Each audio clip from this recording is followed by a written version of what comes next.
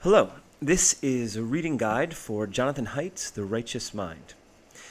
Imagine you are with two friends walking through a park, and you see a young child who's clearly in trouble.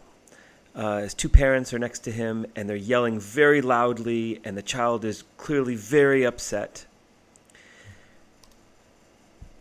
And you have to react.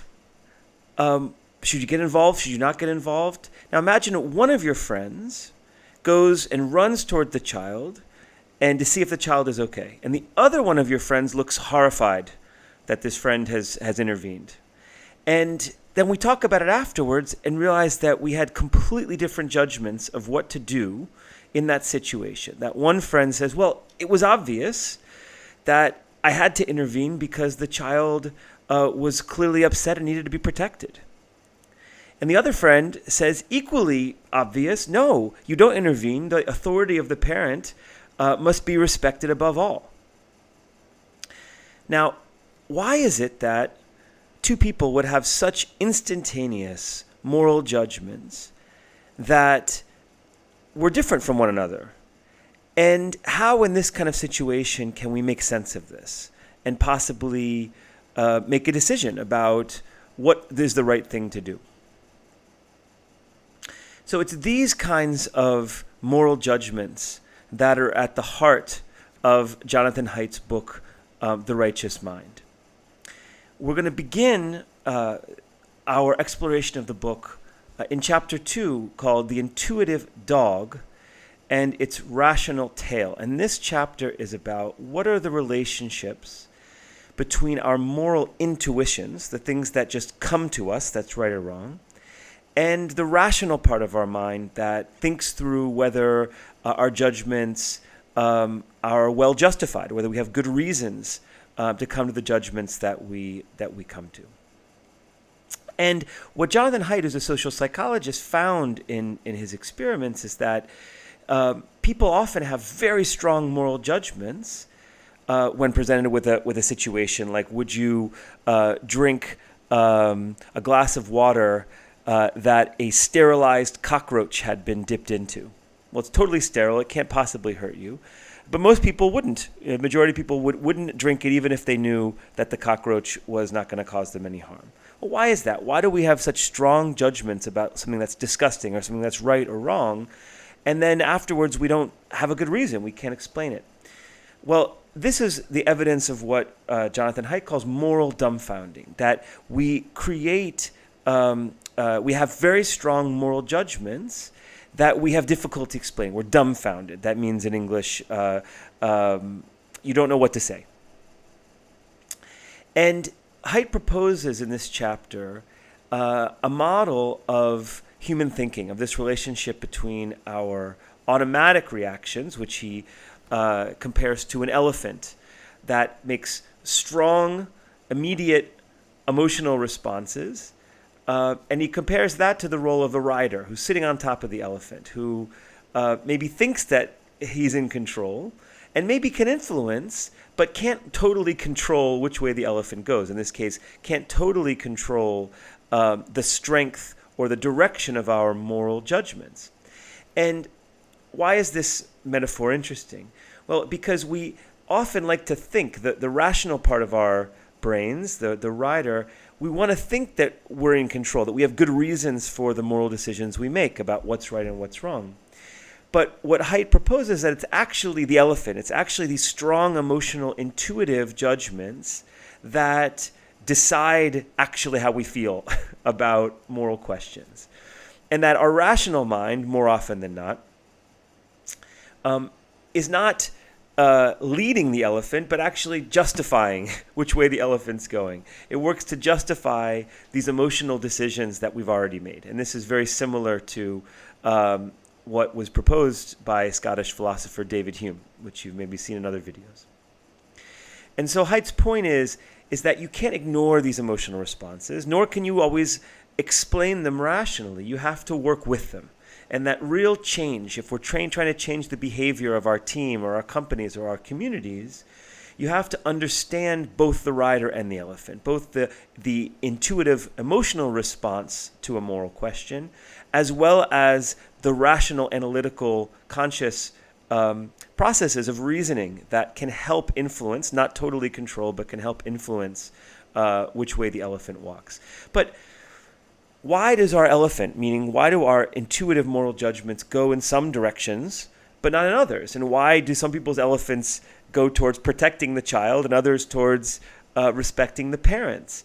What are we programmed by evolution to believe is right and wrong? And why do sometimes we agree and sometimes we disagree on what is right and wrong?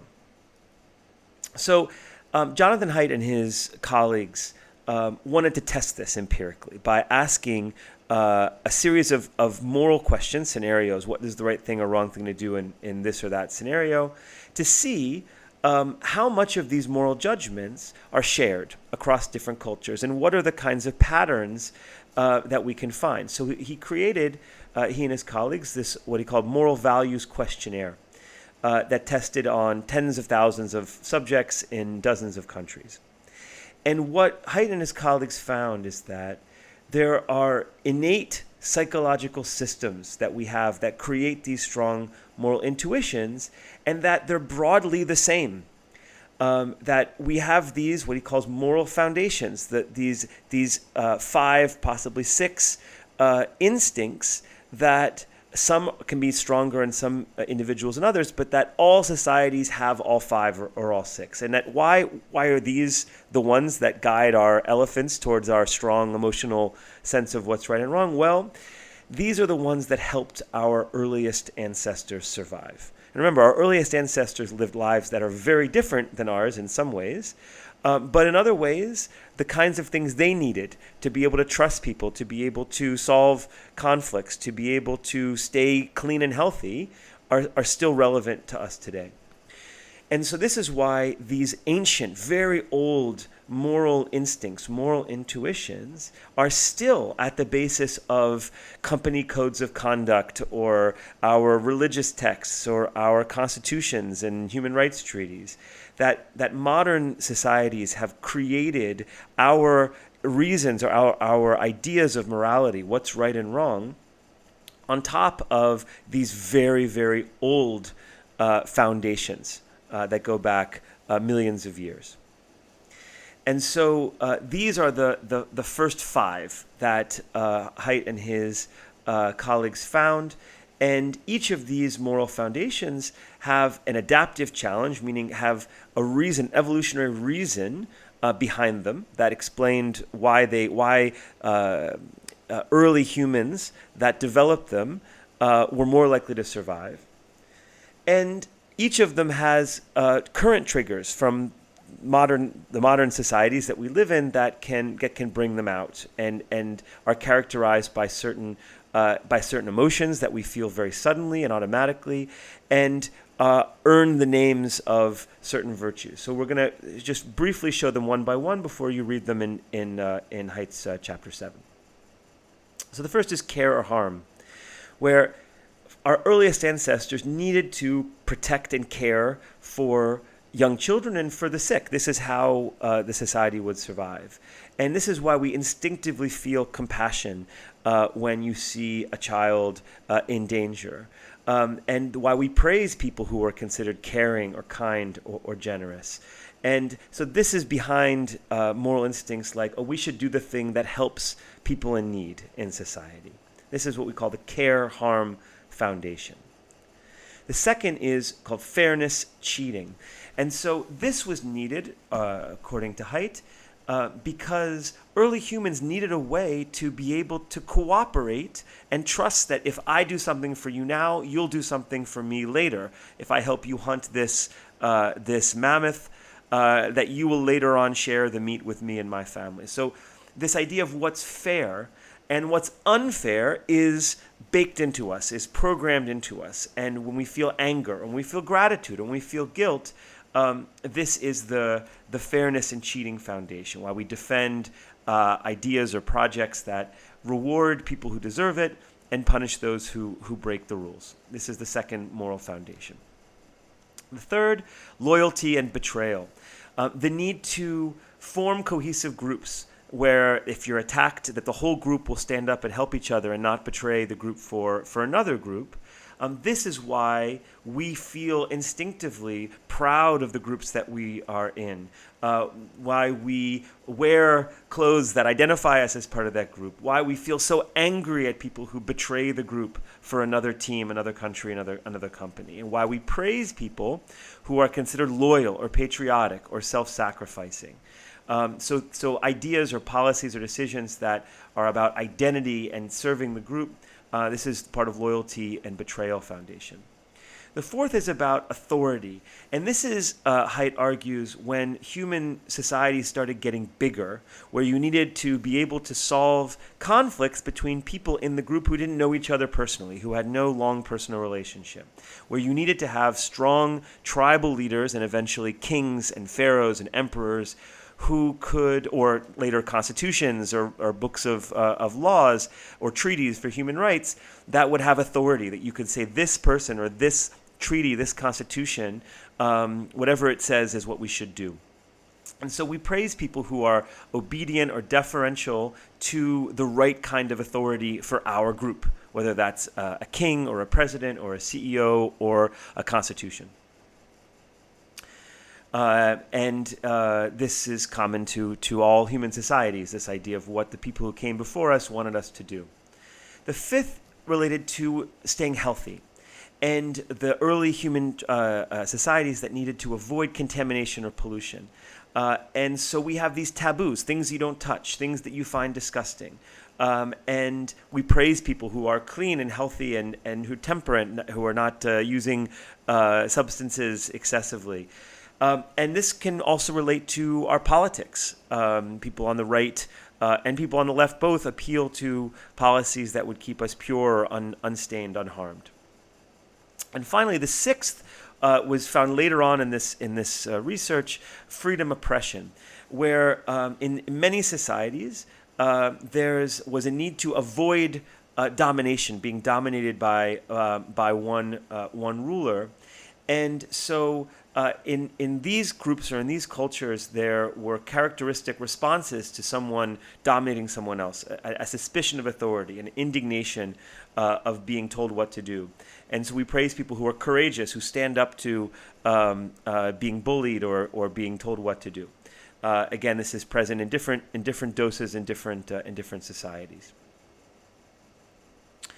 And what Haidt argued is in his now very famous TED Talk is that all of these the first five of the moral foundations, are present in every society. So even in America, you have all five of these, but people on the left, people who are liberals or on the gauche side of politics, tend to appeal only to care, harm, and fairness, unfairness, fairness, cheating, whereas people on the right tend to use more of the foundations altogether, including authority, including loyalty, including purity. And so he advises people who are trying to lead diverse groups to understand and speak more of these moral languages. And you'll see what he advises leaders to how you can use this idea of moral foundations. And then finally, his last section that we're going to read, part 3, is called Morality Binds and Blinds. Morality, our moral judgments, form us as groups. They make us strong groups, but also blind us, make us ignorant of rules or ways of thinking that lie outside of what our group does. So in chapter 9, Why Are We So Groupish? He takes us through this evolutionary story of how cooperation evolved. And you'll learn about this concept called shared intentionality by a researcher named Michael Tomasello, who did experiments on chimpanzees and young human children on similar tasks to show how human cooperation may have first evolved. And we can see that our cohesion, our social behavior, our common belief in these moral foundations are because our ancestors are the ones who survived these very competitive moments in the history of our planet. And so victory, argues Haidt, went to the groups that were the most cohesive. And so this explains why our moral judgments are so important in every society.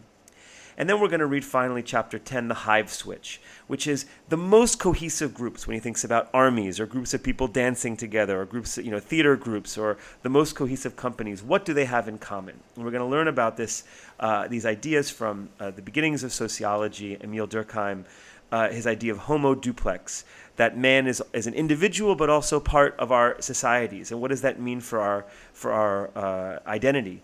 And his idea of collective effervescence. What is the kind of experience where we lose our individual sense and merge into this larger collective? How does that happen? And then what can we learn from all of these insights from psychology about how we can create more cohesive teams and organizations? So I really hope you enjoy this book, The Righteous Mind. I think you're going to discover a lot of interesting things about human psychology, and I wish you happy reading.